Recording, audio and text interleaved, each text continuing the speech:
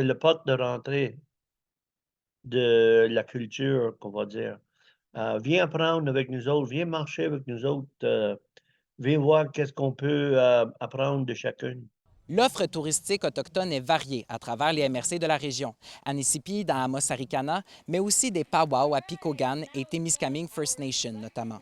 Il y a également des artistes issus des Premières Nations qui adaptent leurs pratiques artistiques à une offre touristique, comme au lieu historique national d'Obadjiwan, Fort Témiscamingue.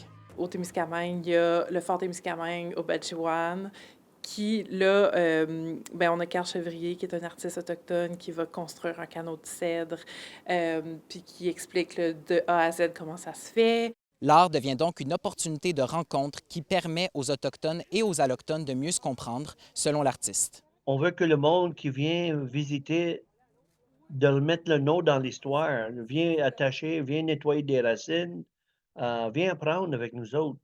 Fait que là, on marche pas tout seul, on marche ensemble. Puis là, ils commencent à nous comprendre mieux, qui qu'on est, Cependant, le développement touristique autochtone se fait tranquillement dans la région. D'abord parce que certaines communautés ont l'implantation de différentes infrastructures davantage en priorité, selon l'organisme Minwashin.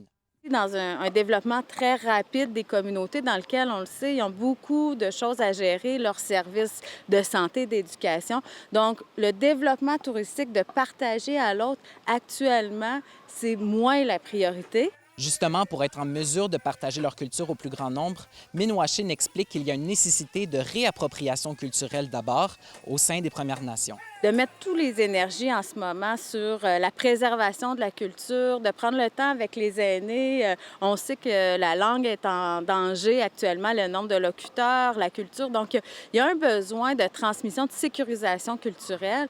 Le site Kinawit à Val-d'Or était justement censé avoir une vocation touristique au départ, mais il est aujourd'hui davantage un lieu de guérison. Et la programmation va être dévoilée dans quelques mois. Félix Blaquière, RNC Nouvelles, Val-d'Or.